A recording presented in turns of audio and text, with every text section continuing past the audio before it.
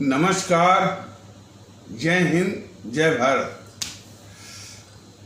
भारतीय अवाम ताकत दल अपने भारतीय भाई बहनों अर्थात अपने देश भारत की जनता अर्थात अपनी भारतीय अवाम से भारतीयता आधारित आपसी श्रद्धा, भारतीयता आधारित आपसी स्नेह, भारतीयता आधारित आपसी प्रेम, भारतीयता आधारित आपसी अखलाक मोहब्बत, भारतीयता आधारित आपसी सहयोग, भारतीयता आधारित आपसी सम्मान, भारतीयता आधारित आपसी एकता, भारतीयता आधारित आपसी भाईचारा तथा भारतीयता आधारित आपसी सद्भाव को समझने व उसे आत्मसात करके वैसा ही और उसी अनुसार आचरण एवं व्यवहार करने हेतु और इसके समस्त भारत में प्रचार प्रसार करने हेतु और इसकी अहमियत और महत्व को प्रत्येक देशवासी को समझाकर उसे अपनाते हुए वैसा ही और उसी अनुसार आचरण एवं व्यवहार करने हेतु और प्रत्येक देशवासी को अपना ही भारतीय भाई बहन मानकर, समझकर, अपनाकर उनके साथ वैसा ही और उसी अनुसार आचरण एवं व्यवहार करने हेतु सतत, सदैव और हमेशा अदब के साथ, आदर के साथ अर्ज करता है, विनती करता है।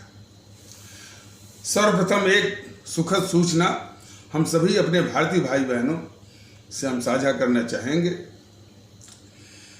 तमिलनाडु हमारा एक क्षेत्र है। हमारे आदरणीय परम आदरणीय मातृभूमि भारत भूखंड का जो हमारी मातृभूमि है तो उसी का एक क्षेत्र है तमिलनाडु। वहाँ के एक भारतीय भाई ने भारतीय अवाम ताकत दल के पदाधिकारी से बात किया है कि हम तुरंत चाहते हैं कि भारतीय अवाम ताकत दल की सत्ता आए और यूट्यूब वाले सर जो हैं वो सत्ता संभालें। प्रश्न सत्ता का नहीं है, प्रश्न यह है कि जिस भारतीयता की मुहिम आंदोलन भारतीय अवाम ताकत दल चला रहा है उसको हमारे तमिलनाडु में रहने वाले भारतीय भाई बहन भी पसंद करना शुरू कर दिए हैं, जबकि लोगों को ये विश्वास था कि वहाँ बहुत कट्टर भाषावाद है, कट्टर और प्रांतवाद है, लेकिन वहाँ के लोग भी भारतीयता के रंग में, भारतीयता के माहौल में आने को इच्छुक है, आतुर है, बशर्ते इसकी एक अच्छी सी मुहिम, अच्छा सा आंदोलन और विचारों का प्रचार प्रसार किया जाए।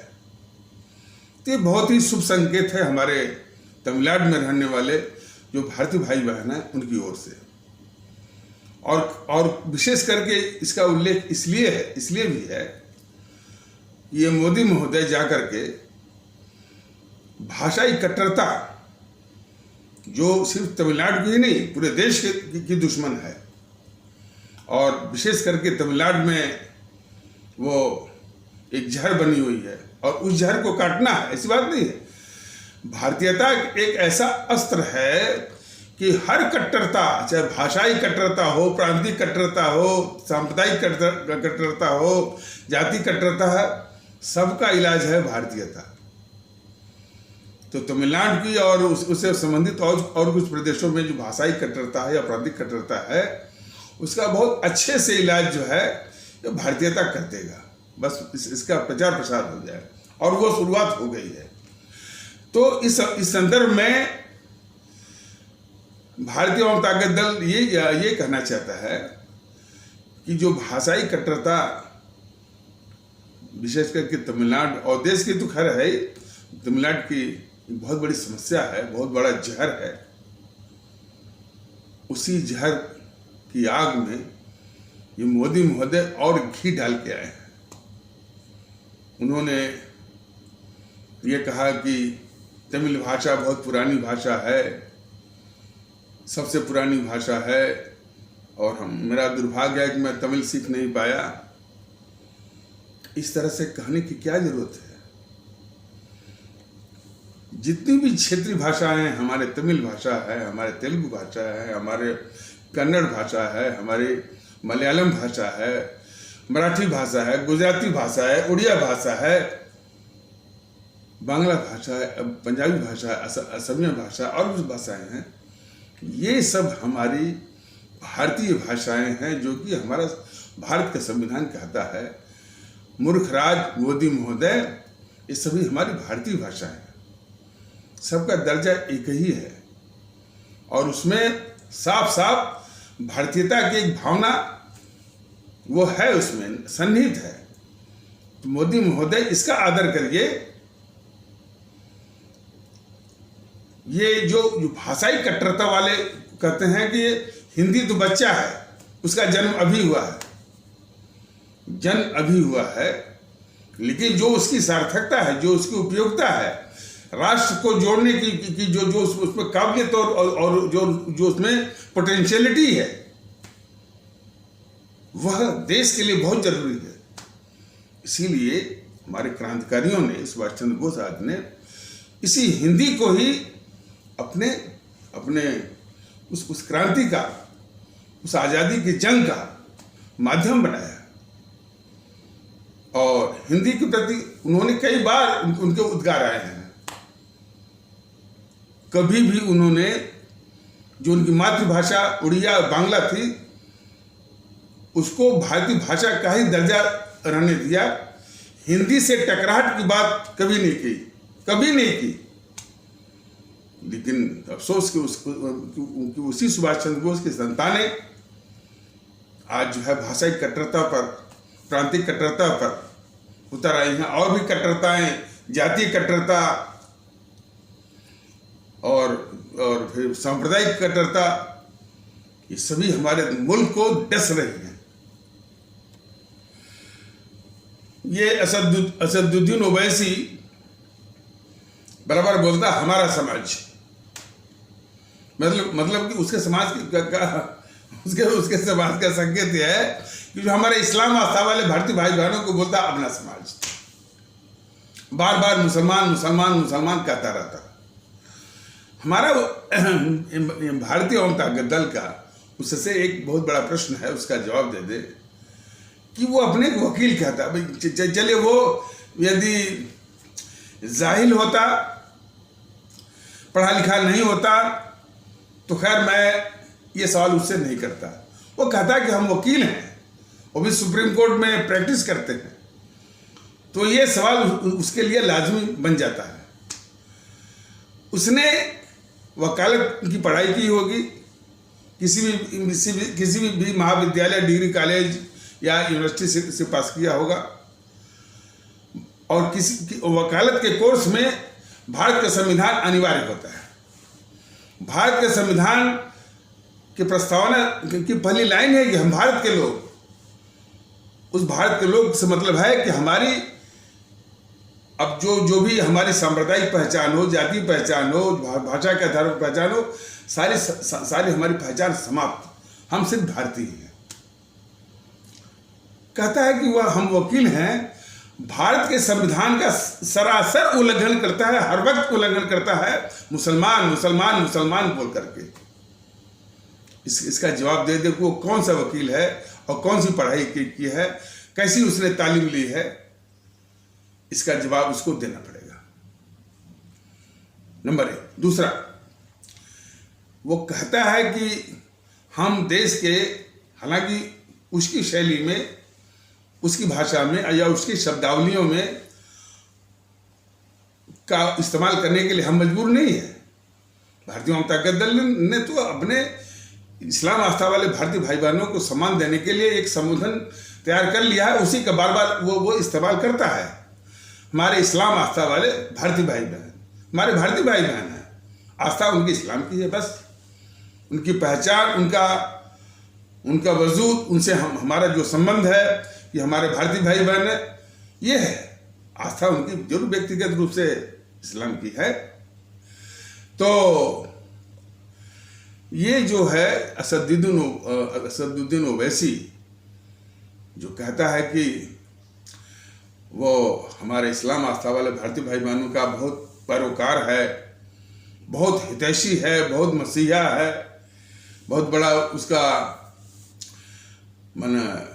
हित चाहने वाला है, ये उसका कहना, ये उसका पाखंड है। धुल जाता है जब वो तालिबान, अफगानिस्तान के तालिबान, जहां से इस्लाम आस्था वाले भाई बहन भी वहां भागने को मजबूर हुए, जिसमें तालिबान ने कब्जा किया उस पर, अफगानिस्तान के ऊपर। पूरी दुनिया ने देखा था कि किस तरह से इस्लाम आस्था वाले ही भाई बहन जो है किस तरह से भाग रहे थे। एक तो जो है वो जहाज जो कि अफगानिस्तान के बाहर जा रहा था, उसको जगह नहीं मिली, वो पंखे पर लटक गया, वहीं से गिर के मर भी गया। वो आतंकित थे।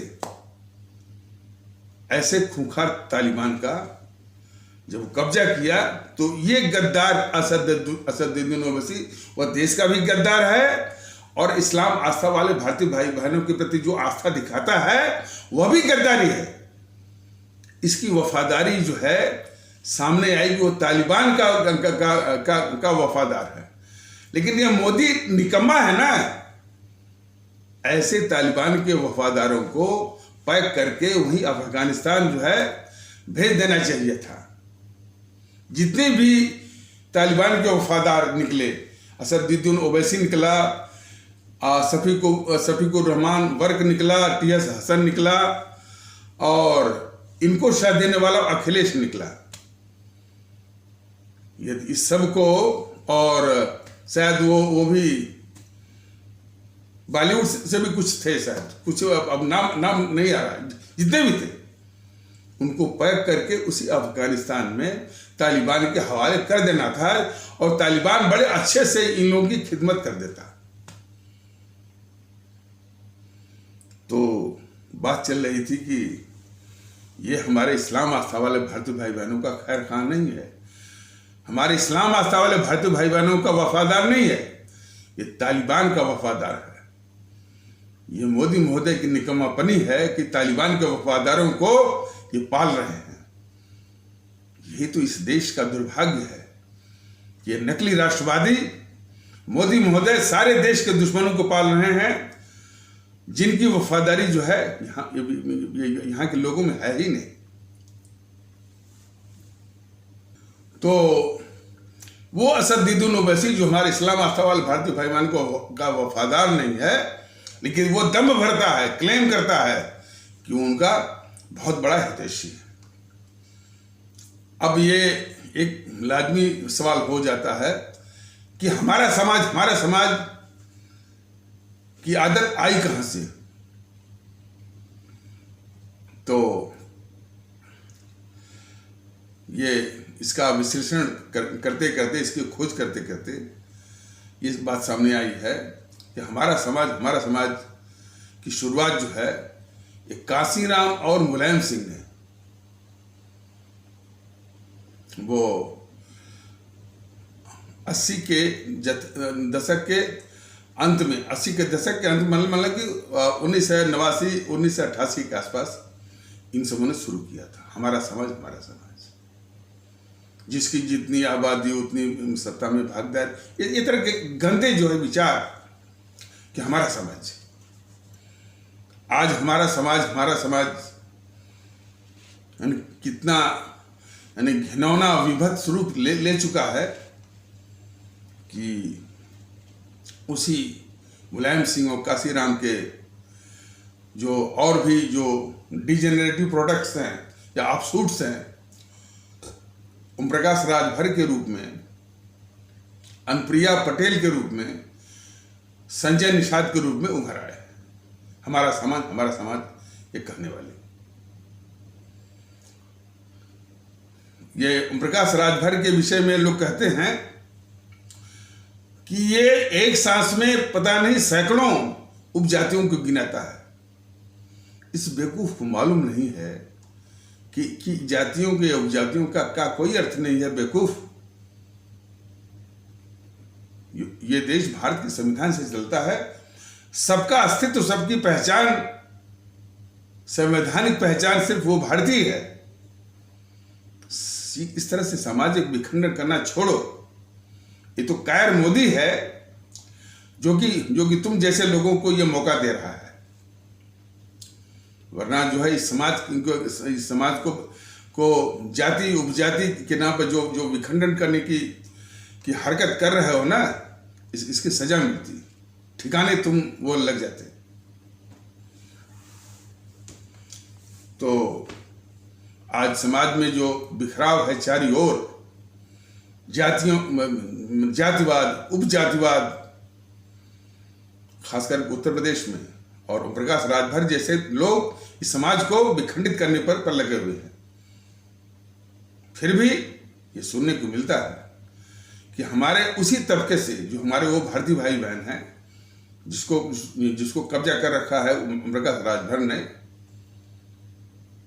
इस भारतीयता के सूत्र में बंधने को वो इच्छुक है।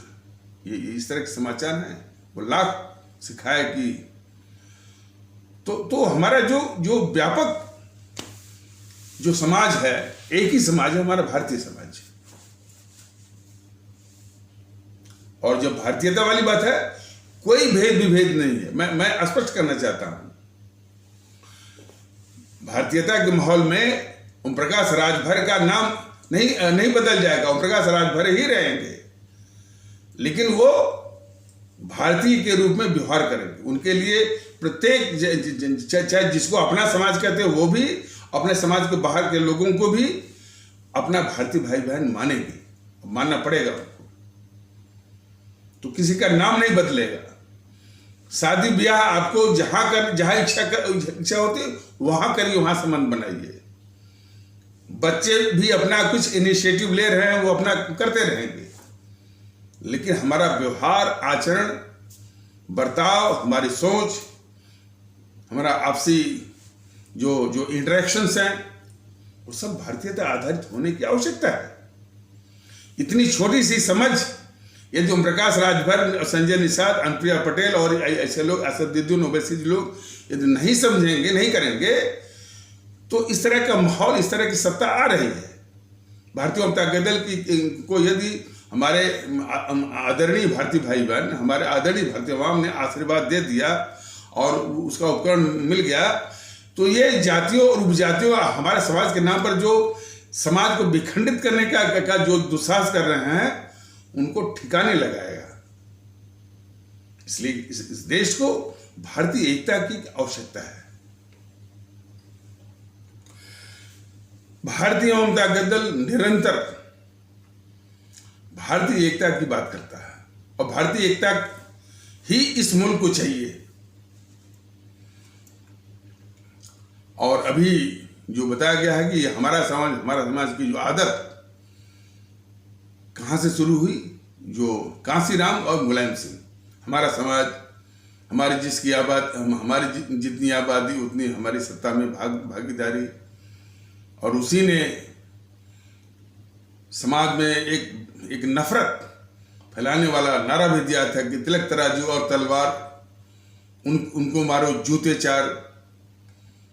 ऐसे लोगों को हमारे भारतीय भाई बहनों को वोट दिया। बहुत दुख होता है। हमारे सिख आस्था वाले भारतीय भाई बहनों का जिसने कत्ल करवाया, उसको भी वोट मिल रहा है। ये केजरीवाल खालिस्तानी आतंकवादियों से इसके संबंध है, इसको भी वोट मिल रहा है।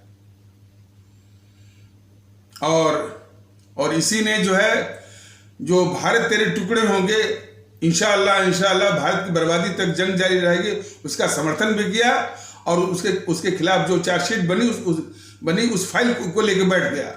उस गद्दार को भी वोट मिल रहा है। और इसी ने अपने दो गद्दारों, ये प्रशांत भूषण और योगेंद्र यादव से कश्मीर पर वक्तव्य दिलवाया कि कश्मीर में जन्म संग्रह होना चाहिए, और यदि जन्म संग्रह पाकिस्तान के पक्ष में आता है तो कश्मीर को भी पाकिस्तान के हवाले कर देना चाहिए। इस तरह का देश विरोधी वक्तव्य दिलाए, इतना खतरनाक गद्दार को भी हमारी आवाम जो है वोट कर रही है। ये सारे जो है दुखड़े जो है इस देश के लिए हैं, समझना पड़ेगा। अभी संसाधन के लिए संघर्ष हो रहा है, जो ही मिले प्रत्येक अपने भारतीय भाई बहन से हम लोग सीधा सवाल करेंगे कि क्या आपकी आत्मा इतना बंधक हो गई है कि देश के दुश्मनों को यानी वोट दे रहे हैं? जिसने हमारे सिख आस्था वाले भारतीय भाई बहनों का कत्ल किया, उसको हमारे वही सिख आस्था वाले भारतीय भाई बहन वोट कर रहे हैं। और उसी तबके से चरण सिंह सापरा जो है उसी कांग्रेस का प्रवक्ता वो बना हुआ है।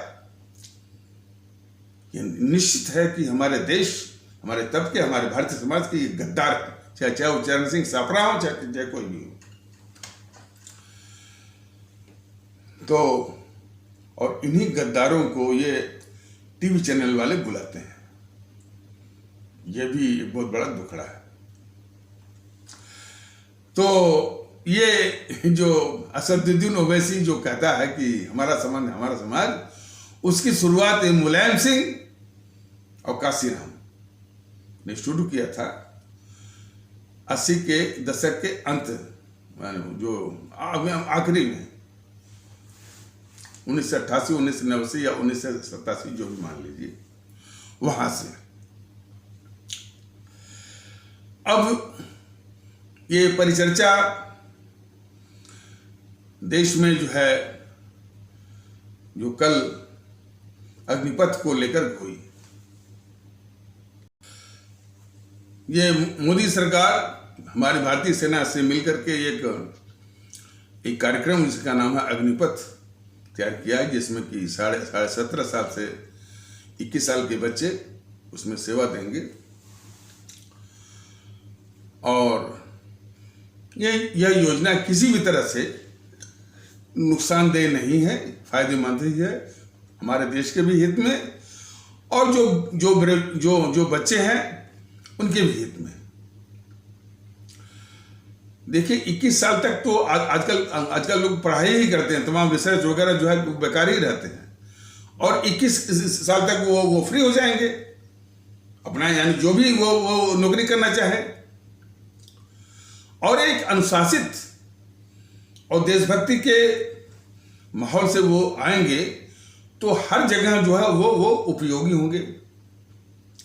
और सरकार तो केंद्र की सरकार, मोदी सरकार, और कुछ राज्य सरकारें, खासकर उत्तर प्रदेश सरकार इत्यादि कर रही है कि हम इनको वरीयता देंगे पुलिस में भी, और भी जो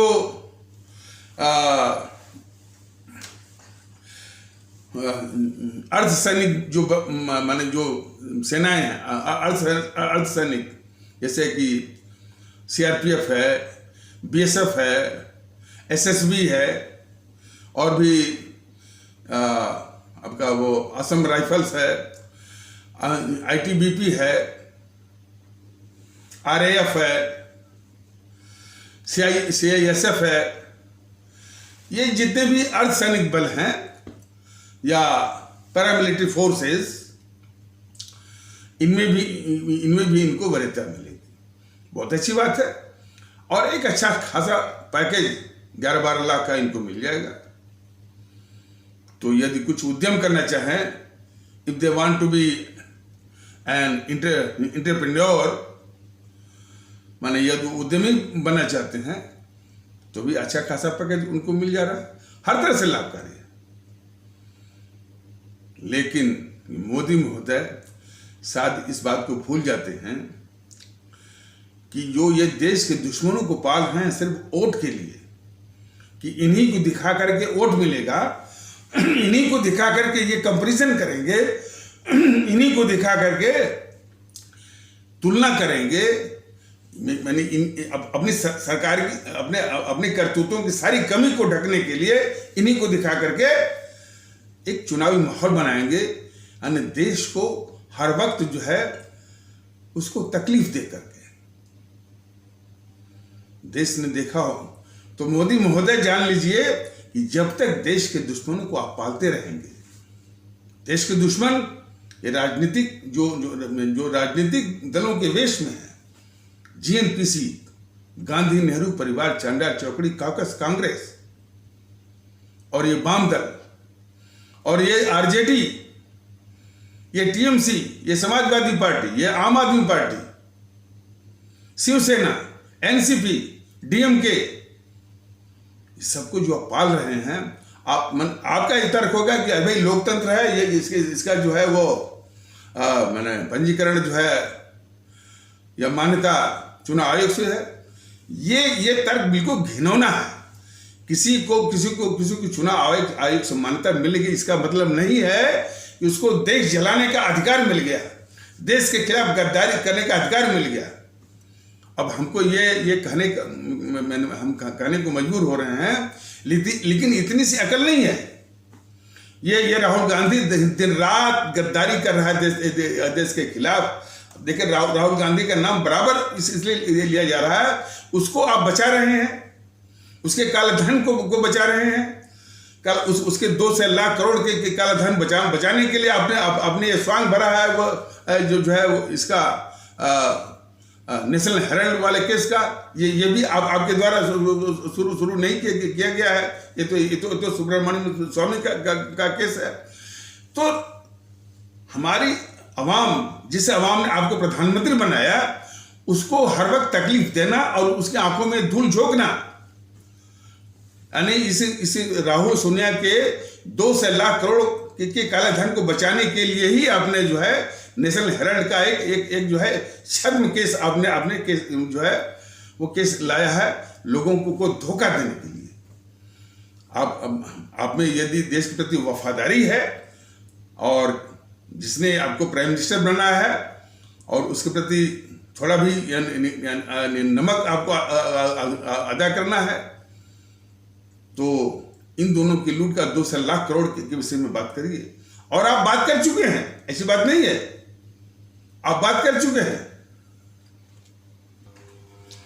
आप याद करिए 2014 के लोकसभा चुनाव के दौरान आपने खुद कहा था कि इस कांग्रेस ने इस देश को इतना लूटा है, लूट करके विदेशी बैंकों में काला धन के रूप में जमा किया हुआ है। यदि वो काला धन आ जाए तो हर एक के खाते में 10-10 या 15-15 लाख रुपए आ जाएगा। इसका मतलब यह है कि इन समूह ने अपार लूट की है और लूट करके विदेशी बैंकों में जमा किया हुआ है। ये आप ही का कथन है। और उसी के यदि विस्तार में जाया जाए, उसके डिटेल में जाया जाए, तो खुद राहुल और सोनिया के नाम से 2 से लाख करोड़ का काला धन है मोदी महोदय। ये आप भी जानते होंगे निश्चित रूप से।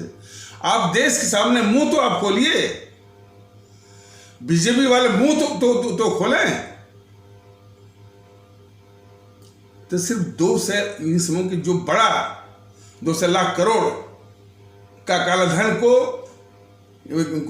ढकने के लिए, छुपाने के लिए आपने ये स्वांग रचा है, ये पाखंड रचा है नेशनल हेराल्ड के महज 5000 करोड़ की हेरा फेरी का। कितने बड़े धोखेबाज हैं आप और कितना छल कपट कर रहे हैं हमारे देशवासियों के साथ। कोई आज की नहीं है। सीए के विरोध में देश बोला नहीं है मोदी महोदय। तो जरा और विस्तार से हम बता दें कि मोदी महोदय जब तक देश के दुश्मनों को पालते रहेंगे और उनको बचाते रहेंगे, उनकी रक्षा करते रहेंगे, उनके आगे घुटने टेकते रहेंगे, ये देश के दुश्मन कोई भी मुद्दा हो, अच्छा हो या बुरा हो या खराब हो, इससे उनको कोई मतलब नहीं है। ये देश को जलाते रहेंगे, देश में आग झोंकते रहेंगे। और मोदी महोदय, आपको इतनी भी अकल नहीं आई कि जब वो गद्दार राहुल गांधी कह रहा है और भी विदेश जा करके कि हमने तो जो है भारत में केरोसिन ऑयल छिड़क दिया है, तो केरोसिन ऑयल छिड़क दिया है तो आप क्या कर रहे हैं? बीजेपी वाले अभी भी उसको बड़ा नेता बड़ा नेता मान रहे हैं, गद्दार नहीं मान रहे उसको। गद्दार मानते तो उसके अनुसार उसका इलाज करते, और उसी इलाज की जरूरत है उसकी। हम तो कहते हैं कि यदि ये बुलडोजर, योगी महोदय बुलडोजर चला रहे हैं ना, बहुत सही है। बुलडोजर चला रहे हैं वो बहुत सही है। यानी जितने भी यानी उपद्रवी हैं जो दंगा करा रहे हैं, उनके घरों पर बुलडोजर चल रहा है, बहुत सही है। लेकिन योगी महोदय और मोदी महोदय सिर्फ उन्हीं पर बुलडोजर चलाने से बात नहीं बनेगी। उन दंगा कराने वालों को ताकत कौन दे रहा है? तो बुलडोजर आपको चलाना है तो 10 जनपद पर आप चलाइए, योगी और मोदी महोदय। बुलडोजर आपको चलाना है तो शायद 9 लोधी रोड जो इसका आवास है राहुल का, वहां चलाइए। और लोधी गार्डन जहां प्रियंका का आवास है, वहां चलाइए बुलडोजर, तब वो काम का होगा। लेकिन आप वहां बुलडोजर आप नहीं चलाएंगे। इन इतने खतरनाक देश के दुश्मनों को मोदी और योगी महोदय आप पालेंगे उसको। ये देश के साथ गद्दारी जो है हमारे मुल्क के लिए नाकाबिले बर्दाश्त है, और उसी का खामियाजा यह देश बार बार भुगत रहा है। आप अग्निपथ निकालिए या कोई भी पथ निकालिए, आप कृषि कानून लाइए, चाहे सीएए लाइए, देश को बार बार देश में आग लगाई जाएगी। क्यों? इसके जिम्मेदार सिर्फ आप और आप ही हैं, जो कि इन देश के दुश्मनों को पाल रहे हैं। और सिर्फ राजनीतिक दलों को ही नहीं, ये जो राजनीतिक दल हैं इस समाज को विखंडित करने वाले हैं और मौका ढूंढते हैं आग लगाने का।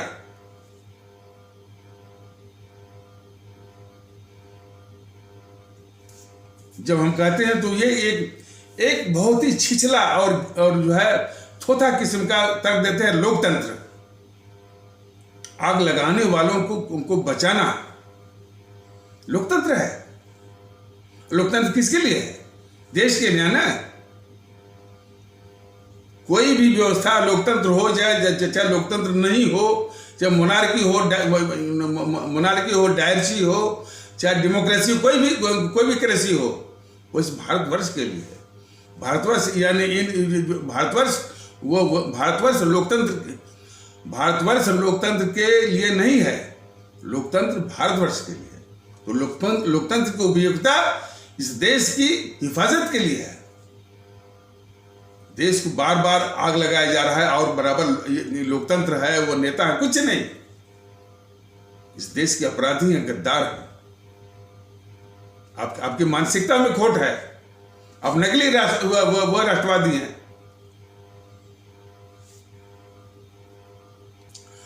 और आपने हर मौके पर देश की आंखों में धूल झोंका है। सीए के विरोध में जब हिंसा हुई तो आपने हिंसा किसने भड़काया ये आपको मालूम है। हिंसा भड़काया इसी सोनिया गांधी ने रामलीला मैदान से। और जैसा कि बताया गया है कि ये एक विडंबना और एक बहुत बड़ी एक दुखद विषय है कि हमारे इस्लाम आस्था वाले भारतीय भाई बहनों का जो तबका है वह झूठ और खास करके देश विरोधी ताकतों के झूठ और अफवाह का सबसे अधिक और सबसे पहले शिकार बनता है। ये बीमारी तो है। ये अभी मैं YouTube के माध्यम से कह रहा हूं, लेकिन बराबर जाकर यही कहूंगा कि इन देश के गद्दारों की अब जो है वो झूठी और अफवाह भरी बातों का जो शिकार बनते हैं, ये सबसे बड़ा अभिशाप जो है वो बन जाता है। सबसे बड़ा अभिशाप बन जाता है। देखिए सीए क्या था? सीए था नागरिकता देने के लिए। इन सबों ने झूठ अफवाह की क्या आपकी नागरिकता चली जाएगी। इन देश के गद्दारों ने उनके दिमाग में ये जहर भरा कि आपकी नागरिकता चली जाएगी, आप यहाँ से भगा दिए जाएंगे, आप डिटेंशन कैंप में रखे जाएंगे। और उसमें यही सब नहीं, असदुद्दीन ओवैसी भी बहुत आगे था। तो जब तक आप दंडित नहीं करेंगे, और उसके कुछ उदाहरण भी मैंने बताया था कि इससे असदुद्दीन ओवैसी वगैरह है, ये झूठ में बोलता है कि हमारा समाज, ये उस समाज के प्रति वफादार नहीं है, ये तालिबान का समर्थक है। और अकेले जो है, और यदि अकेले असदुद्दीन ओवैसी को भेजेंगे तभी समस्या का समाधान नहीं है। असदुद्दीन ओवैसी और शफीकुर रहमान वर्क और टी.एस. हसन और भी अखिलेश यादव को भी पैक करके वहीं तालिबान वही अफगानिस्तान भेज दीजिए, और वो तालिबान इन सबों का बहुत अच्छे से खातिर भी कर देगा। तो ये आप नहीं करने वाले हैं। तभी इस मुल्क का त्राण होगा, तभी इस मुल्क का कल्याण होगा। और ये सोनिया, राहुल, प्रियंका इस समय मैंने कई बार कहा, 20 बार कहा है कि इनका पॉलीग्राफ टेस्ट, साइको टेस्ट और नार्को टेस्ट करा करके, ये 3 टेस्ट बहुत जरूरी है कि आखिर इनके मन मंसूबे क्या पल रहे हैं देश के खिलाफ। वह देश को भी जानना जरूरी है, देश को बताइए। इसके बाद तीनों को पैक करके वो इटली भेज दीजिए। देखिए पूरी शांति आ जाएगी, पूरी शांति आ जाएगी। अब हमारी सरकार कोई भी स्कीम निकालेगी, कहीं कोई बवाल नहीं होगा। लेकिन जब तक रहेंगे ये देश में आग लगाते रहेंगे, और आप सिर्फ जो है कुछ इस्लाम आस्था के लोगों के खिलाफ बुलडोजर चलाएंगे। ये आपका सबसे बड़ा धोखा है। आपको बुलडोजर सबसे पहले सोनिया के ऊपर जो है चलाना चाहिए, राहुल के ऊपर चलाना चाहिए, प्रियंका के ऊपर चलाना चाहिए, और फिर जो आरजेडी के ऊपर, टीएमसी के ऊपर बुलडोजर के क्या चलाएंगे। ये तो उसी टीएमसी जो वो ममता बनर्जी की गाली सुनते हैं और उसको तब से पाल रहे हैं। एक अदना सा मुख्यमंत्री जो है भारत के प्रधानमंत्री को गाली देता है। ये बहुत कष्ट है मोदी जी आपसे। आपकी वो मानसिकता गुजरात वाली की, हमको कोई पत्थर मारता है तो हम उन पत्थरों से सीढ़ी बनाते हैं। आपने बहुत बनाया गुजरात में। पत्थर का जवाब बड़े पत्थर से देने की आवश्यकता है प्रधानमंत्री के रूप में मोदी जी। और ये सब देश के दुश्मन हैं, भारतीय समाज के शत्रु हैं। आप उनको पाल रहे हैं। यानी बंगाल में, हमारे पश्चिम बंगाल जो हमारे इस पावन भूमि का एक बहुत अहम हिस्सा है, हमारे जो पावन भूमि मातृभूमि भारत है, उसका बहुत अहम हिस्सा है। और उसमें जो हमारे भारतीय भाई बहन हैं, कितने दंश में और कितने त्रास में, कितने माने आतंक के तहत वो जी रहे हैं। वो भी उस जो माफियाबाज गुंडा राज चला रही है और देश की दुश्मन भी है, और ये ममता बनर्जी। इन शब्दों को कहने में मुझे भी मर्यादा का पालन करना चाहिए, लेकिन हमारे आदरणीय भारतीय भाई बहनों, जो इसको कर रहा है, उसकी करतूत इन शब्दों के मायने से बहुत ज्यादा घिनौनी है। और जो इसको शह दे रहा है मोदी, उसकी भी करतूत इन शब्दों के मायने से बहुत ज्यादा घिनौने है। मेरी मजबूरी है कि इसके अलावा कोई शब्द नहीं है। जो दुर्दशा पंजाब में हो रही है, तमाम डर के तमाम एमएलए, बीजेपी के ही एमएलए वो शामिल हो रहे हैं इसमें। इस मोदी महोदय को दिखता ही नहीं है। बीजेपी के ही खुद कार्यकर्ता इतने डिमोरलाइज्ड हैं, और जाकर के ये अमित शाह जाकर बोलता है कि ये सरकार जो है यहाँ पर जंगल राज है, गुंडा राज है। अरे भाई मूर्ख राज, अमित शाह गुंडा राज, जंगल राज कहने से क्या फायदा? हमारे भारत के संविधान ने कितनी बार बताया गया है कि जो है वो प्रावधान दिया है इस तरह के अनुशासनहीनता को डील करने के लिए। धारा 356, तो धारा 356 लगाने का है, वर्णन करने का नहीं है। मूर्खराज अमित शाह, लेकिन नहीं, हर में स्वार्थ नहीं, ताकि ये ममता बनर्जी जितना करेगी तो हम दिखाएंगे, तो चुनावी माहौल हमारे पक्ष में बनेगा। ये अपने चुनाव के लिए, सत्ता के लिए हमेशा देश की हमेशा बलि ये चाहते रहते हैं। यही मंशा है बीजेपी वालों की और मोदी जी की, ये उनकी मंशा है। तो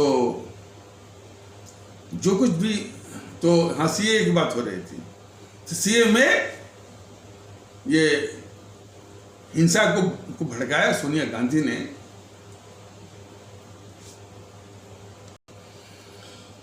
क्या कहा उसने? कहा कि हमारे, खास करके वो इशारा उसने किया हमारे इस्लाम आस्था वाले भारतीय भाई बहनों की ओर इशारा किया, और उन्हीं को उकसा रही थी वो रामलीला मैदान से सीए पर।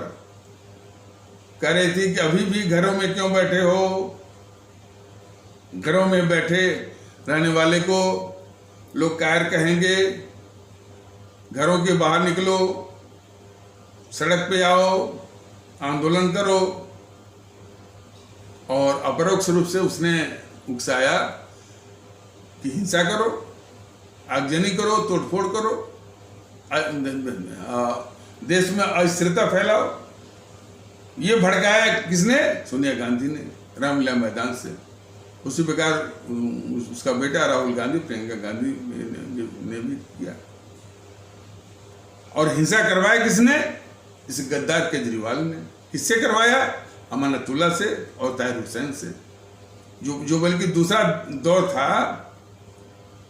दौर था वो और भी घातक था, दिल्ली वाला, जिसमें कि इस केजरीवाल का वो ताहिर हुसैन था, वो शायद ईबी या आईबी का कोई कर्मचारी अंकित शर्मा को खींच कर सब ले गए माने घर के अंदर, कमरे के अंदर, और 4 से 50 चाकुओं के वार से उसको मारा गया। तो ये सब करवाया केजरीवाल ने ताहिर हुसैन के जरिए। तो उसमें मोदी जी ने क्या किया? मोदी जी ने सिर्फ अमानतुल्ला को और ताहिर हुसैन को, इन्हीं को लटका दिया, इन्हीं के खिलाफ कार्रवाई करके टीवी वालों को थमा दिया। और वो दिन रात ताहिर हुसैन, अमानतुल्ला को वो चर्न आउट करने लगे, पूरा वो उसको चलाने लगे, घुमाने लगे, पेरने लगे। और मोदी महोदय ने साफ सोनिया गांधी को, राहुल गांधी को, प्रियंका गांधी को, केजरीवाल को बचा लिया। तो ये जो मैंने देशघाती और पाखंडी जो रवैया है मोदी जी का, यह देश इसकी बहुत बड़ी कीमत चुका रहा है। हमारे देशवासी इसको जरा बहुत गौर से देखें। इस मुल्क को इस नकली राष्ट्रवादी की जरूरत नहीं है। बार बार कह रहा है कि, बार बार बताया जा रहा है कि जब तक ये देश के दुश्मनों को पालेंगे मोदी महोदय, देश हर वक्त इसकी कीमत चुकाएगा। क्योंकि ये देश विरोधी ताकतें किसी न किसी बात को लेकर के, और वो राहुल गांधी बोल ही चुका है कि हमने केरोसिन ऑयल छिड़क दिया है, आग लगाएगा। और फिर कृषि कानून के विरोध में तो फिर देखिए, कृषि कानून के विरोध में। और सबसे बड़ी बात यह है, एक महत्वपूर्ण बात बतानी हमारे भारतीय भाई बहनों को बताना जरूरी है कि इतनी महत्वपूर्ण बातें, इतनी उपयोगी और सार्थक बातें भारतीय जनता दल कहाँ से अध्ययन करके अपने भारतीय भाई बहनों को बता रहा है और बताता जा रहा है। और बीजेपी के जो लोग हैं वो सामने तो आते नहीं है, बिलों में छिप करके जो है अपना ये जो छोट भाइयों से कहलवा देते हैं। तो इससे उनके मानसिकता पढ़ने जो है पढ़ने की बात है, या पढ़ना जरूरी है कि बीजेपी वालों की मानसिकता क्या है। भारतीय जनता दल के भारतीय एकता से बीजेपी वालों को कोई मतलब नहीं। देश में इतना बिखराव है, उस बिखराव कितना देश को नुकसान कर रहा है, इससे बीजेपी वालों को कोई मतलब नहीं है। जातिवाद का नाग इस देश को डस रहा है, बीजेपी वालों को कोई मतलब नहीं। थोड़ी बहुत बोल देंगे कि मोदी जी ने जातिवाद तोड़ दिया, पाखंडी रूप में उनकी चुनावी जीत हो जाएगी ना, तो बोलेंगे ये बीजेपी और मोदी जी ने जातिवाद तोड़ दिया। जो इतना घोर जातिवाद करता है, चुनावों में संप्रदायवाद करता है, जो ध्रुवीकरण करता है, 80-20 करता है, उसको बीजेपी वाले बोलेंगे कि वो जातिवाद तोड़ दिया। तो खैर इनका पाखंड तो चलता रहता है, इसके पाखंड को देखने और समझने की जरूरत है। तो जातिवाद का नाग हमारे देश को डस रहा है, संप्रदायवाद का नाग इस देश को डस रहा है, भाषावाद का नाग इस देश को डस रहा है, प्रांतवाद का नाग इस देश को डस रहा है। इससे बीजेपी वालों को कोई मतलब नहीं। भारतीय जनता दल कम से कम यूट्यूब के माध्यम से वो संघर्ष कर रहा है कि चाहे वो जातिवाद हो, चाहे संप्रदायवाद हो, भाषावाद हो, चाहे प्रांतवाद हो, सब कट्टरताओं को तोड़ना होगा। ये भारतीय जनता दल अपने सभी भारतीय भाई बहनों को से निवेदन कर रहा है, समझा रहा है, और इसके परिणाम भी आ रहे हैं। ऐसा नहीं है कि ये व्यर्थ जा रहा है। हमारे हर उन खासकर के दक्षिण के हमारे जो भारतीय भाई बहनों का जो तबका है, तमिलनाडु में है, केरल में है, और कर्नाटक में है, आंध्र प्रदेश में, तेलंगाना में है, वहाँ भी भारतीयता की गूंज, भारतीय जनता दल की गूंज देखने को मिल रही है। ये बहुत ही सुखद समाचार है। बंगाल से भी है, आसाम से भी है, पंजाब से भी है, लेकिन उसको बड़े पैमाने पर होने की आवश्यकता है, बस यही है। लेकिन आ रही है। तो देश में हर तरह से एक बिखराव का एक बहुत कई नाग जो है कई रूपों में डस रहे हैं, काट रहे हैं। इससे बीजेपी को कोई मतलब नहीं है। और बस सत्ता में बैठे हैं मोदी जी बोलने के लिए सबका साथ सबका विश्वास। लेकिन कितने बिखराव से ये देश उसको झेल रहा है, इससे मोदी जी को कतई मतलब नहीं। मोदी जी को मतलब है ना बीजेपी वाला मतलब। तो ये जो बीजेपी वाले सामने तो आते नहीं है, बात तो करते नहीं है, बस भारतीय जनता दल और हम पर आरोप लगाते हैं कि कोई लोग है भड़का रहे हैं। बस पता है ये भड़काना है। देश की जितनी ये खतरनाक समस्याएं हैं, बिखराव है, और लोग जो है जातिवाद में फंसे हुए हैं, प्रांतवाद में फंसे हुए हैं, भाषाई कट्टरता में फंसे हुए हैं, सबसे निवेदन कर रहा है भारतीयता के माहौल में आए। उसको बीजेपी वाले कहते हैं कि हम भड़का रहे हैं। जरा इनकी मानसिकता जरा पढ़िए, और इनकी कितनी गिरी मानसिकता जरा इसको भी पढ़िए। वो कहते हैं कि यदि देश में भारतीयता आ जाएगी, भारतीय एकता आ जाएगी, तो सनातन का क्या होगा। बार बार ही कहते सनातन का क्या होगा। बीजेपी वालों जो सिखाते पढ़ाते हो छोटे भाइयों की सनातन का क्या होगा। सनातन भी सुरक्षित रहेगा। सनातन तो एक बहुत पुराना आदर्श है, पुराना दर्शन है, पुराना पंथ है, वो भी सुरक्षित रहेगा।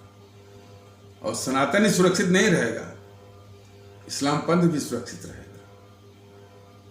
और इसके साथ साथ जितने भी पंथ हैं, ईसाई पंथ हैं, सिख पंथ हैं, और भी पंथ हैं, सभी सुरक्षित, बशर्ते देश सुरक्षित रहेगा। इसलिए सनातन की बात छोड़ करके देश की बात करो। कि देश कैसे सुरक्षित हो। देश के ऊपर सनातन को मत रखो, ये मानसिकता छोड़ो। देश के ऊपर सनातन रखने की मानसिकता यानी भारतीय जनता पार्टी को छोड़नी पड़ेगी, और सबको। देश सबसे ऊंचा है। हमारे क्रांतिकारी महान राष्ट्रभक्त और अमर शहीदों की यही भावना थी, देश सबसे ऊंचा है। उसके बाद हमारी आवाम है, उसके बाद जो कुछ भी आपका है, सनातन है, इस्लाम कुछ भी। बार बार सनातन सनातन सनातन सनातन के अनुयायी और सनातन के अनुयायी सनातन के का सम्मान देने वाले तमाम लोग हैं इस देश में। लेकिन तुम्हारी तरह जो है ये इस तरह का पाखंड नहीं करते कि सनातन का क्या होगा। सनातन तभी सुरक्षित रहेगा जब हमारा मुल्क भारत बस सुरक्षित रहेगा। इस्लाम भी तभी सुरक्षित रहेगा जब हमारा ये देश भारतवर्ष सुरक्षित रहेगा। उसी प्रकार ईसाई पंथ भी सुरक्षित तभी रहेगा जब हमारा मुल्क भारतवर्ष सुरक्षित रहेगा। इतनी छोटी सी बात, मोटी सी बात बीजेपी वालों के दिमाग में घुसना चाहिए। तो थोड़ा सा ये प्रकरण आ गया था।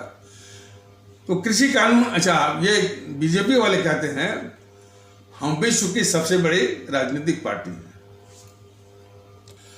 हम विश्व की सबसे बड़ी राजनीतिक पार्टी है। क्यों? हमारे पास 12 करोड़ कार्यकर्ता और पदाधिकारी हैं। ये 12 करोड़ पदाधिकारी वो किस काम के भाई?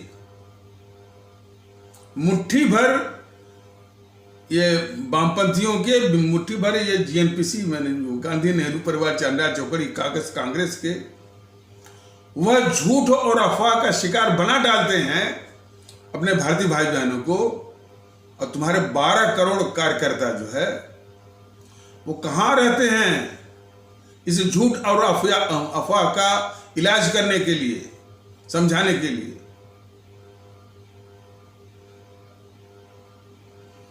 झूठ और अफवाह सीए पर सब वो फैला गए। सीए पर कि साहब जो है जितने भी मुसलमानों को भगा दिया जाएगा, नागरिकता उनकी छीन ली जाएगी, डिटेंशन कैंप में डाल दिए जाएंगे। आपके 12 करोड़ कार्यकर्ता कहां थे? सवाल इस बात का नहीं है हमारे आदरणीय भारतीय भाई बहनों कि इनके 12 करोड़ कार्यकर्ता कहां थे। इनके 12 करोड़ कार्यकर्ता वहीं दिखते हैं सिर्फ चुनाव के लिए, देश के लिए नहीं है। वो सिर्फ चुनाव जीत करके सत्ता हथियाने के लिए के काम आते हैं। इनके 12 करोड़ का कार्यकर्ता देश पर जब आफत आती है तो ये इनके 12 करोड़ कार्यकर्ता में कोई भी नहीं दिखता है। उसका सबसे बड़ा प्रमाण है शाहीन बाग। शाहीन बाग में हमारे इस्लाम आस्था की माताएं और बहनें, जिनके दिमाग में इन देश के गद्दारों, इन देश के दुश्मनों ने जहर भर करके वहां पर बिठा दिया। उस जहर को निकालने के लिए इनके 12 करोड़ कार्यकर्ता पदाधिकारी में से एक भी नहीं गया वहां पर, एक भी नहीं गया वहां पर। न तो कोई कार्यकर्ता पदाधिकारी गया, न तो बीजेपी का कोई नेता गया, न तो कोई मंत्री गया। बात इतनी ही नहीं है, इस भारत सरकार का वो गृह मंत्री अमित शाह, जिसका कि कोई कार्यकर्ता, कोई पदाधिकारी, कोई भी नेता, कोई भी मंत्री शाहीन बाग नहीं गया। 12 करोड़ कार्यकर्ताओं और पदाधिकारियों में से वो कह रहा है कि दिल्ली के चुनाव में कि ऐसा वोट करिए कि शाहीन बाग में करंट लगे। तो प्रश्न इनके 12 करोड़ कार्यकर्ता की नहीं है, 12 करोड़ कार्यकर्ताओं का क्या गतिविधि क्या है यह समझने की जरूरत है। ये कभी भी हमारे इस्लाम आस्था वाले भारतीय भाई बहनों के पास कभी भी नहीं जाते हैं। थोड़ा बहुत वोट वोट की बात होगी तो पैर छू लेंगे। हमारा कहने का मतलब कि उनके पास जाने की जरूरत है, उनके पास आप जाएंगे, काफ़ी चीज़ें जो है जिनके विषय में तमाम अफवाह वो रहती है, वो सब चीज़ें दूर होंगी। बशर्ते उनके पास तो जाइए, उनको सलाम तो करिए, उनको उनको उनको उनके साथ अपनापन तो आप दिखाइए, सारी बातें सामने आएंगी। तो ये दूर से करंट लगा रहे थे कौन? अमित शाह महोदय, और इनके 12 करोड़ कार्यकर्ता में से कोई नहीं गया वहां पर। तो ये असलियत है कि इनके 12 करोड़ कार्यकर्ताओं की उपयोगिता की ये असलियत है। देश की समस्याओं के लिए नहीं है, देश में जब आग लगती उसके लिए किताब नहीं है। ऐसा कहता है ना कि हम वो आदिवासियों की सेवा कर रहे हैं और वहां कुछ सब बकवास आरएसएस का। आरएसएस एक बहुत ही पाखंडी और जीएनपीसी को बचाने वाला एक संगठन है। देशभक्त तो है ही नहीं, सिर्फ जीएनपी गांधी नेहरू परिवार चल रहा चौकड़ी काकस को की रक्षा करने वाला उसका रक्षा कवच है आरएसएस। कम से कम इतना ही तथ्य हमारे सभी भारतीय भाई बहन जान लें कि आरएसएस जो है जीएनपीसी का रक्षा कवच है, बचाने वाला है, तो कितना फायदा होगा समझ जाइए।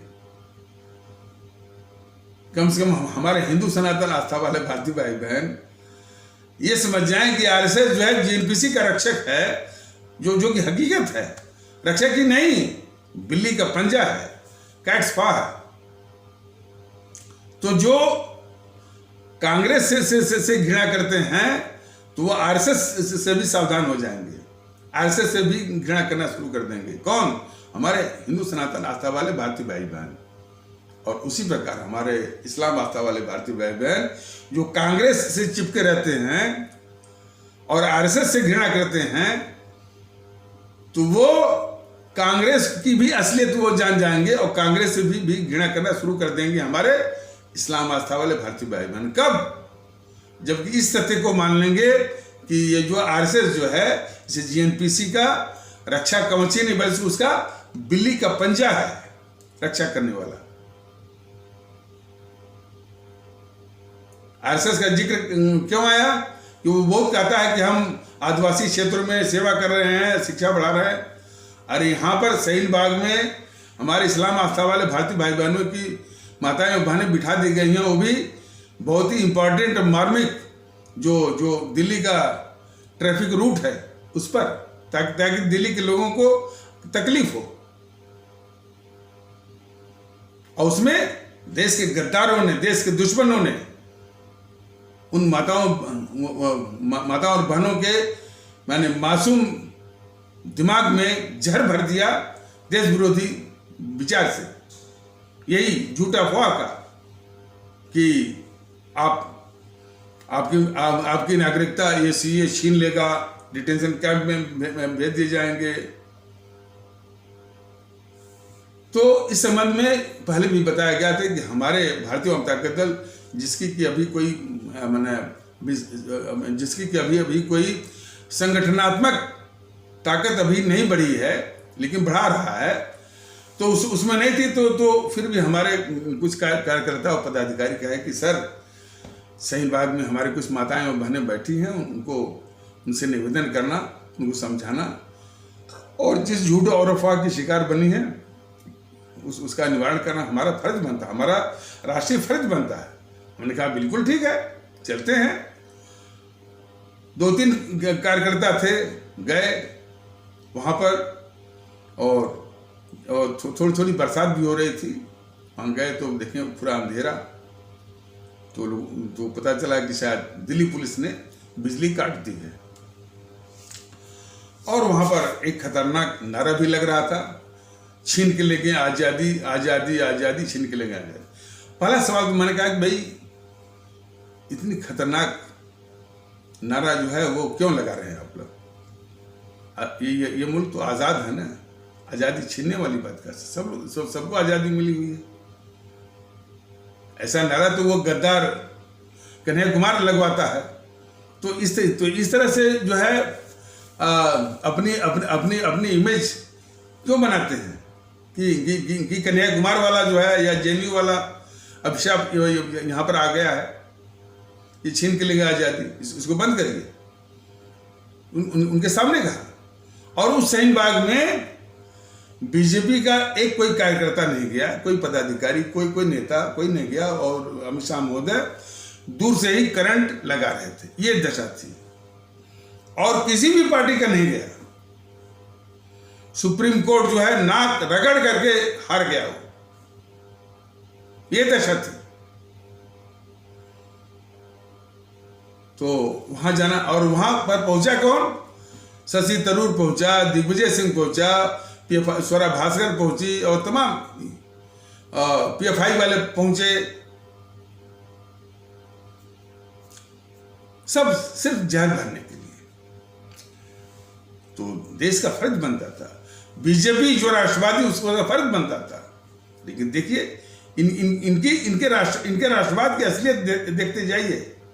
इनका यही राष्ट्रवाद है कि कोई हमारे इस्लाम आस्था का भारतीय भाई बहनों का तबका यदि फंस जाता है, उसके बाद जाएंगे नहीं, दूर से ही आरोप लगाएंगे।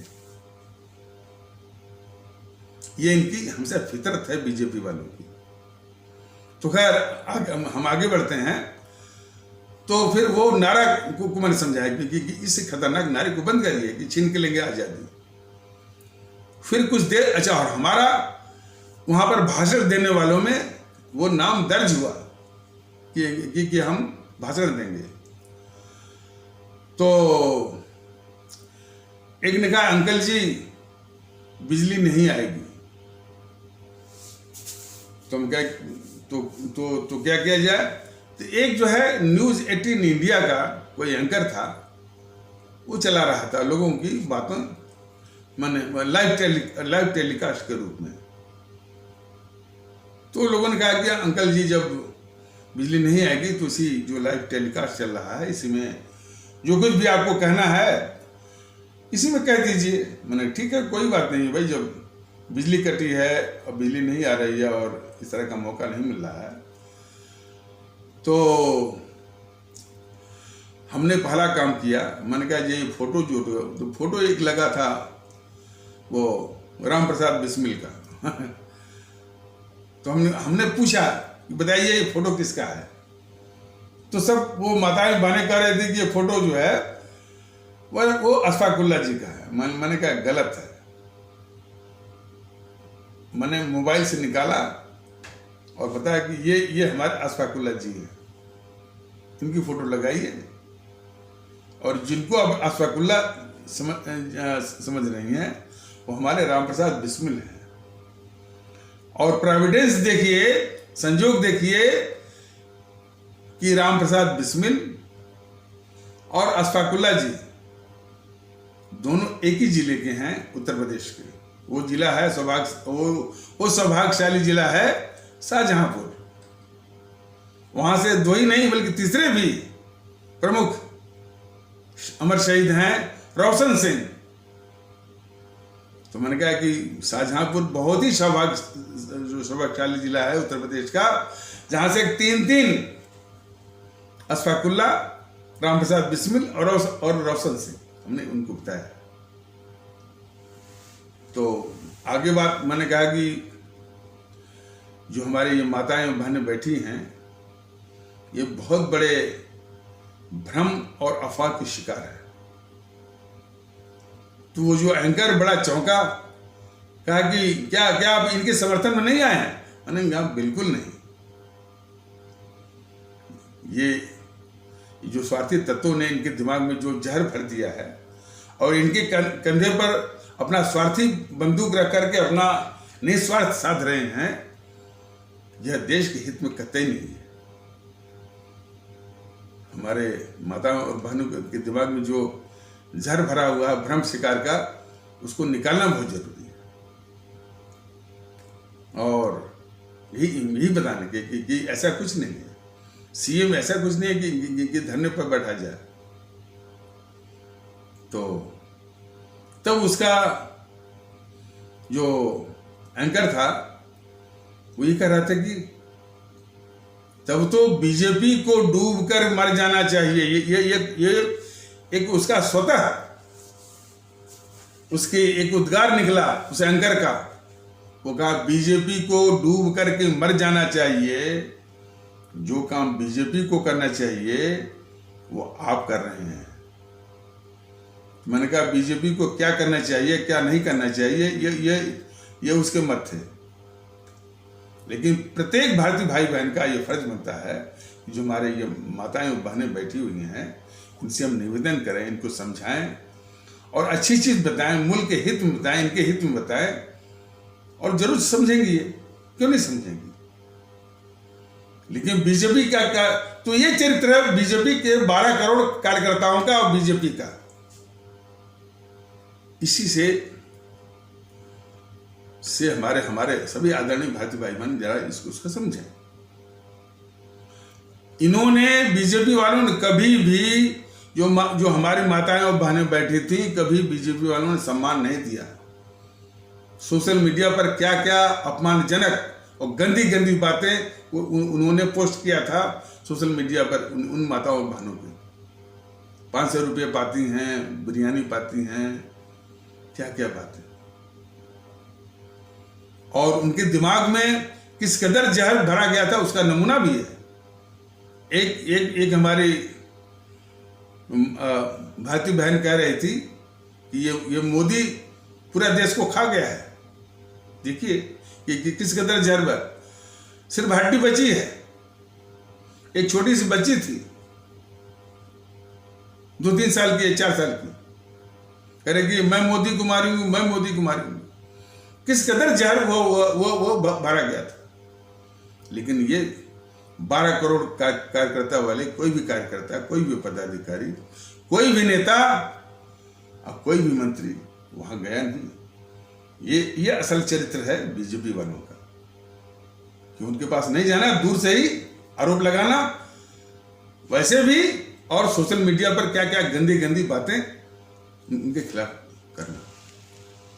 इसके बाद भारतीय जनता दल ने कई बार निवेदन किया कि माताओं और बहनों, इस्लाम आस्था वाले भारतीय भाई बहनों की ये जो माताएं बहनें हैं उनको निवेदन किया भारतीय जनता दल ने इसी यूट्यूब के माध्यम से कि अब कोरोना का संक्रमण आ गया है, कोविड-19 का, अब आप उठ जाइए, ये आपके हित में है। और यदि कोरोना का संक्रमण ये फैल गया और उस संक्रमण को लेकर के अपने अपने परिवारों में आप गई तो कितना कहर बरपेगा ये आप अंदाजा कर सकते हैं। भारतीय जनता दल इस बात का बहुत सुकून है, बहुत राहत है कि उन माताओं बहनों ने भारतीय जनता दल के इस निवेदन को समझा और वो उठ गए। जब वो उठी फिर ये गद्दारी जो है वो न्यूज चैनल वालों की कि वो इसलिए उठी कि दिल्ली पुलिस ने जो है धारा 144 लगा दी। अरे बेवकूफों, ये मैंने मीडिया वालों, जिस जो मजमा था हमारी माताओं बहनें जो बैठी थी उस पर जो है कोई गया नहीं, कोई आम आदमी पार्टी का नेता भी नहीं गया और कोई उसको हिला नहीं सका, बीजेपी का कोई नेता नहीं गया, सुप्रीम कोर्ट जो है तमाम कोशिश करके वो हार गया। वो दिल्ली पुलिस के कुछ धारा से वो डर जाएंगे? क्या झूठ बोला मीडिया वालों ने, जबकि वो निवेदन था, असल कारण था कि भारतीय जनता दल का वो निवेदन था अपने जो माताएं और बहनें जो थी हमारे इस्लाम आस्था वाले भारतीय भाई बहनों की, उनसे निवेदन किया था कि कोविड या कोरोना आ गया है और ये बड़ा खतरनाक है और यदि उस संक्रमण को लेकर अपने परिवारों में जाएंगे तो ये बहुत ही खतरनाक स्थिति होगी, तो कृपया आप उठ जाइए। तो बहुत ये सुकून की बात है और राहत की बात है। हम और भारतीय जनता दल इसका क्रेडिट नहीं वो लेना चाहता। क्रेडिट वाली जो बुरी आदत कल्चर है उसमें विश्वास नहीं रखता है भारतीय जनता दल, लेकिन वो राहत महसूस करता है, एक सुकून महसूस करता है कि माताओं बहनों ने सुना और इतने बड़े खतरे से कम बचाव हो गया हमारे उन माताओं बहनों और उनके परिवारों का। और ये झूठ बोलते रहे मीडिया वाले। अब मीडिया वाले, मैं कह रहा हूँ कि जो इसमें का मीडिया है वह देश का बहुत ही खतरनाक दुश्मन है। शायद इसी कारण मैंने सुना है कि कई हमारे भारतीय भाई बहन कहते हैं कि इनको मीडिया स्थान दे। वो कैसे कैसे कैसे भारतीय जनता दल को स्थान दे सकता है, जो दिन रात हिंदू मुस्लिम का जहर बो रहा है, और जो है कोई भी देश हित की बात वो करता नहीं है, और जो है झूठ बातों का आधार लेकर के देश में जो है एक झूठ और अफवाह फैलाता है। वो कैसे भारतीय जनता दल के मुझे स्थान देगा? इसकी चिंता न करिए। ये कंप्लीट क्लींसिंग की आवश्यकता है मीडिया में भी। क्लींसिंग पूरी सफाई। Media needs a complete cleansing with perfect disinfectment. Disinfectment मतलब होता है कि जैसे कोई सफाई की जाती है तो वो छिड़क देते हैं डिटॉल, ताकि जितने भी कीड़े मकोड़े भी हों, छोटे छोटे बड़े, वो मर जाएं। तो इसको कहते हैं डिसइंफेक्टमेंट। तो मीडिया की भी पूरी सफाई की आवश्यकता है। Media needs complete cleansing with perfect disinfectment. तो इससे कोई जो देश का ही नहीं, जो समाज का नहीं है, तो क्या मुझे बुलाएगा और भारतीय जनता दल को तरजीह देगा? तो इसकी कोई चिंता नहीं है। तो उस एंकर ने कहा कि जो काम बीजेपी को डूब कर मर जाना चाहिए, जो काम बीजेपी को करना चाहिए वो आप कर रहे हैं। मैंने कहा भाई ये सबका कर्तव्य, बीजेपी का ही नहीं। बीजेपी की क्या असलियत है वो तो देख रहा है। वोट कैसे बटोर रहे हैं, ये भी एक मैकेनिक्स है। उस मैकेनिक्स को तोड़ा जाएगा। भारतीय जनता दल अच्छे से तोड़ेगा और इस बीजेपी को जमीन पर लाएगा। इसलिए कि इसी की वजह से सारे देश के दुश्मन पाले जा रहे हैं, और सारी समस्या उसी से। मोदी जी जब तक देश के दुश्मनों को पालेंगे, अभी तो सीए की बात हो गई, कृषि कानून पर बात हुई नहीं, और इन देश के दुश्मनों को कहते हैं मोदी जी की जब तक मोदी है तब तक मजे लीजिए। देश को इन्होंने शर्मसार किया। 26 जनवरी के दिन आतंकवादियों ने हमारे गौरव, राष्ट्रीय गौरव लाल किले पर चढ़ करके और हमारे राष्ट्रीय गौरव तिरंगे को हटा करके जो खालिस्तानी आतंकवादी झंडा लगाया, मोदी जी ने देश को शर्मसार किया। जबकि दिल्ली पुलिस भी वही थी, सेना की टुकड़ी भी थी, यानी एक वो आर्मी का वो कैंट भी था, कैंटोनमेंट भी था, या बटालियन, जो भी शब्दावली उचित हो, वहां पर रहते हुए भी किसी को आदेश नहीं था और आतंकवादी चढ़ गए। तो देश को इन्होंने शर्मसार किया। इनकी यही मानसिकता। देश के दुश्मन जो ये ममता बनर्जी, एमके स्टालिन, पिनराई विजयन, गहलोत, सबको ये पालेंगे भी, और ये सब जो है, और ये राहुल गांधी, जीएनपीसी, वामपंथी, आरजेडी, समाजवादी, आम आदमी पार्टी, इनको पाल के रखेंगे भी, और ये सब जो है, कोई चाहे अच्छा हो चाहे बुरा, हर मौके पर जो है किसी न किसी मुद्दे पर, जैसा कि वो राहुल गांधी बोल रहा था कि हमने केरोसिन छिड़क दिया है, आग लगती रहेगी। तो मोदी जी, आप इन देश के दुश्मनों से कब तक आग लगवाते रहेंगे, सवाल इसका है, और कोई बात नहीं। ये देश के हमारे सभी आदरणीय भारतीय भाई बहनों को जानना चाहिए कि, लेकिन हमारे सभी आदरणीय भारतीय भाई बहन ये कदाप न भूलें कि सबका इलाज भारतीयता है। भारतीयता को अपनाइए, इन देश के दुश्मनों को ठीक से पहचानिए और इनका इलाज ईवीएम पर करिए। सत्ता का उपकरण अपने आशीर्वाद से भारतीय जनता दल को देना होगा 2024 के चुनाव में, तभी कुछ बात बनेगी। तो इन्हीं आवश्यक शब्दों के साथ, इस आवश्यक परिचर्चा को यहीं पर विराम दिया जाता है। तब तक के लिए नमस्कार। जय हिंद, जय भारत।